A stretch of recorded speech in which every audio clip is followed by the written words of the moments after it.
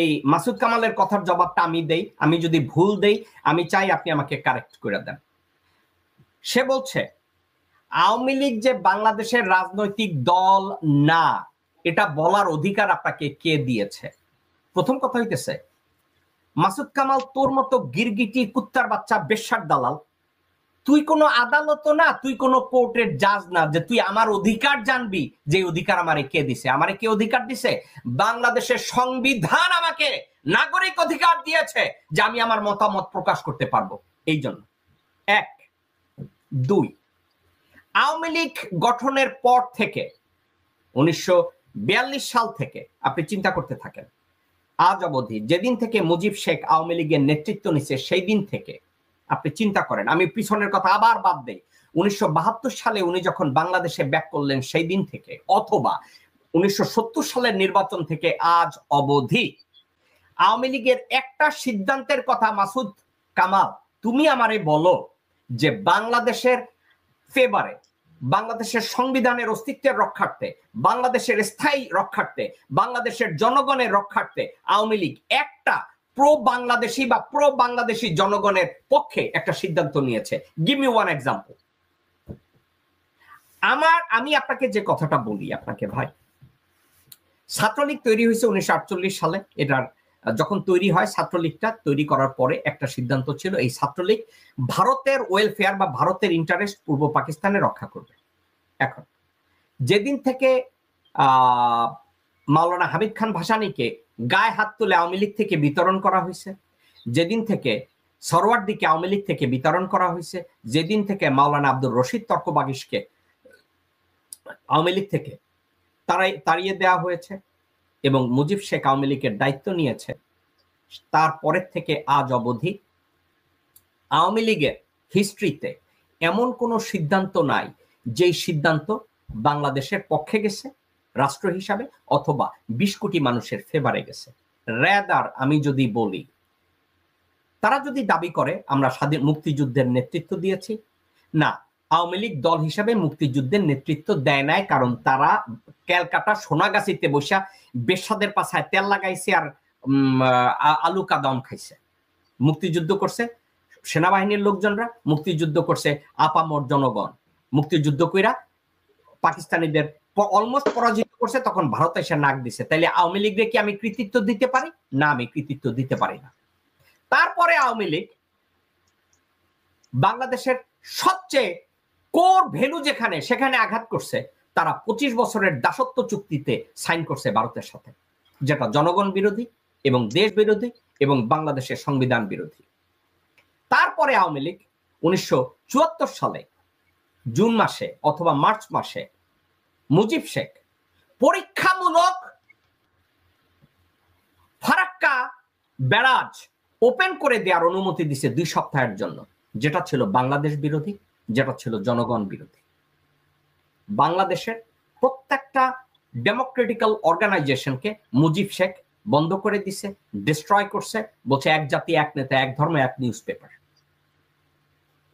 আমি মুজিব শেখ বাংলাদেশের নিজে বলছে যে আমার বাংলাদেশের সেনাবাহিনী দরকার, এটা আমি ওইদিকে যাব না, কিন্তু সেনাবাহিনী এবং পুলিশকে আন্ডারমাইন করার জন্য আলাদা একটা প্যারামিলিটারি বাহিনী গঠন করছিল, যেটার নাম রক্ষী বাহিনী, যেটা দিয়ে জনগণের উপরে অত্যাচার নিপীড়ন যা কিছু করা সেটা আওয়ামী লীগ করেছে। আওয়ামী লীগ বাংলাদেশে প্রথম গুমের রাজনীতি শুরু করেছে, প্রথম রাজনৈতিক হত্যা শুরু করেছে আওয়ামী লীগ। এটা গেল মুজিব শেখ পর্যন্ত। আর গত 16 বছরের আওয়ামী শাসনামলে আওয়ামী লীগ গুমের সাথে জড়িত, আওয়ামী লীগ খুনের সাথে জড়িত, আওয়ামী লীগ ধর্ষণের সাথে জড়িত, আওয়ামী লীগ ব্যাংক লুটের সাথে জড়িত, আওয়ামী লীগ ব্যবসা বাণিজ্য কলকারখানা বন্ধের সাথে জড়িত এবং বাংলাদেশের অস্তিত্বকে বিলীন করে ভারতের কাছে বাংলাদেশকে তুলে দেওয়ার কাজে নিয়োজিত আওয়ামী লীগ।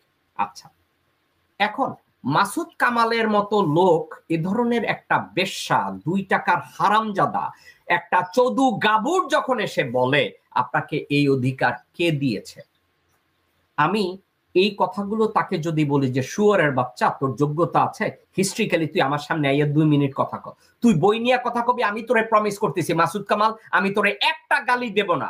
তুই information against information, fact against fact, logic against logic, আমি তোর ইন্টারভিউ করবো কুত্তার বাচ্চা, তুই আমার সাথে 10 মিনিট এসে কথা কর।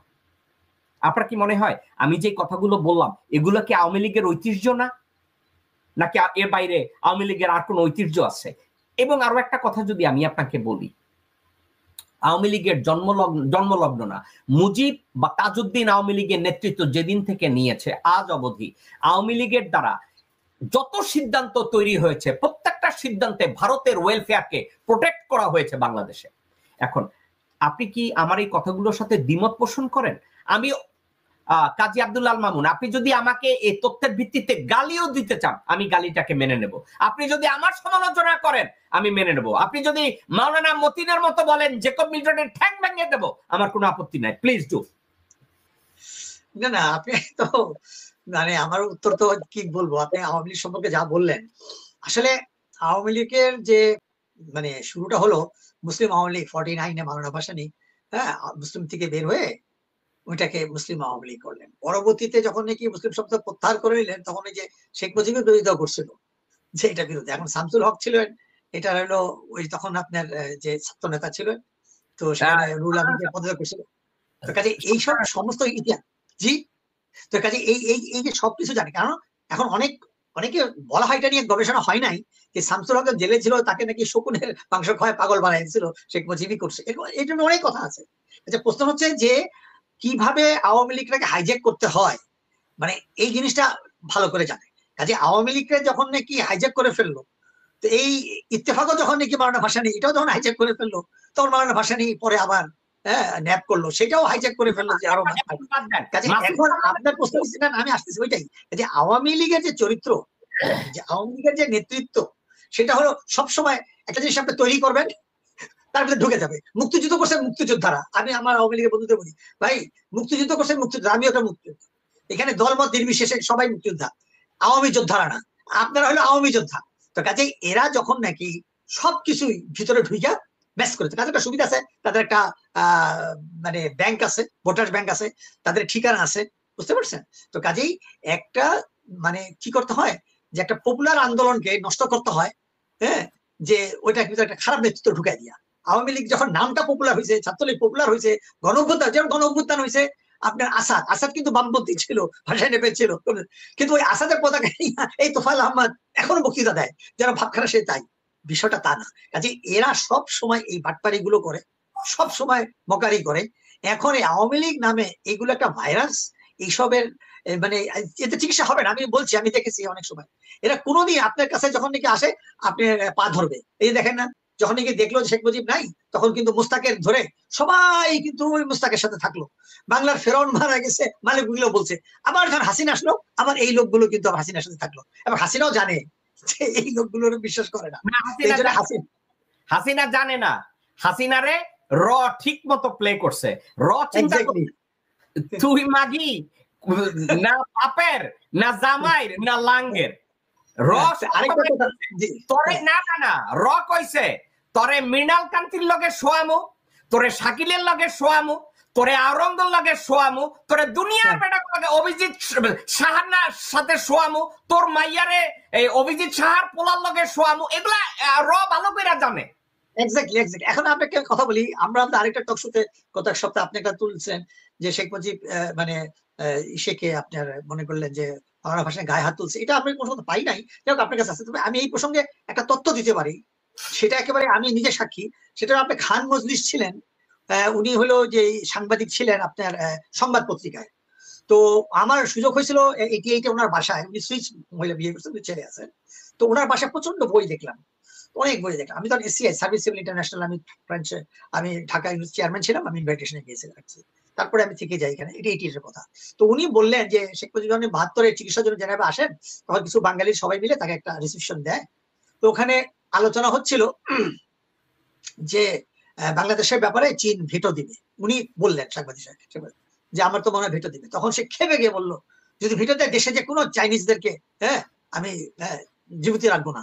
তখন উনি আবার এক সাহেব বললেন যে সর্বজনীয় শ্রদ্ধার পাত্র মাওলানা ভাসানীকে আপনি কি বলবেন, কেউ তো একটা হারামজাদা। এই কথাটা যখন নাকি শেখ মুজিবের মুখ থেকে শুনছে মাওলানা ভাসানী হারামজাদা, তখন ওই হলের যেসব বাঙালি ছিল প্রায় 50 ওরা একেবারে লজ্জায় মাথা নীল হয়ে যায়। এইটা কোনো পত্রিকা আসে নাই, কোনো বই আসে নাই। আজকে আমি আপনার সামনে বলছি, খান মজুর সাহেব এখনো বেঁচে আছে, উনাকে ভালো করে আমাদের যে ইসে চিনে, বারেক ভাই ভালো করে চিনে। হ্যাঁ, বারেক ভাই এসে ঘুরতো, উনিও ভালো করে চিনে। তো কাজে আমি তার বাসায় ছিলাম 3 দিন, জুরিকে, বুঝতে পারছেন? তো উনি এই কথাটা বললেন। এখন তো এই 16 বছর আমাকে আপনি আমি এই কথা বলছি যে আপনি হয়তো শুনছেন যে তার গায়ে হাত দিছে, হ্যাঁ, লোক দিয়ে গুন্ডামি করছে, অপমান করাইছে। শোনা না, আমি একটু আপনাদের বলি, আমি 30 সেকেন্ড শেষ করছি। এখন ব্যাপারটা হলো যে আপনি যেটা বলছেন খুব মারাত্মক ব্যাপার, এটা সবাই জানে না হয়তো, আমি আপনার ইনফরমেশন শুনবো। আমি যে কথা বলছি এইটাও কিন্তু কেউ বলার সাহস পায় নাই, কেউ শুনেও নাই। কিন্তু শেখ মুজিব যে সকলের সামনে হারামজাদা বলছিল, সামনে তো পায়ে ধরেও, সেটা ভিন্ন কথা। কিন্তু সেই ওখানে অনেকগুলো বাঙালি ছিল, খান মুজিব এখনো বেঁচে আছেন, হ্যাঁ, বাড়ি এখনো বেঁচে আছেন। আমি তো লজ্জায় আমি খুব ঘনিষ্ঠ 2-1 জন লোকজনকে বলেছি, এবং তারাও খুব ভয় পায়, এটা তো পাবলিকলি বলা যাবে না। শেখ মুজিব মাওলানা ভাসানীকে হারামজাদা বলছে, এত অহংকার। তো তখন থেকে মানুষ বুঝে গেছে এই লোক যার মাধ্যমে সে জেল থেকে বের হলো এত অকৃতজ্ঞ। হ্যাঁ, শেখ মুজিব তাকে রিকোয়েস্ট করছে সাংবাদিকের মাধ্যমে, কারা ছিল, যে উনি যেন তার মুক্তি যেন করে। তখন উনি পুত্র স্নেহর দিক সে বলছে জেলের তালা ভাঙবো শেখ মুজিব, আমরা একেবারে ক্যান্টনমেন্টে মিছিল করে দিল, বলে হুজুর ওখানে গুলি হবে, ক্যান্টনমেন্টে তো গুলি নাই। হাসান আসকারি বাড়ি পড়াই দিল। এই যে বাংলা মোটর যেটা আগে ছিল পাক মোটর, ওখানে আসার পরে বলছে আইয়ুব খান তাকে মুক্তি দিয়ে দিছে। তো এত বড় অকৃতজ্ঞ শেখ মুজিব ছিল।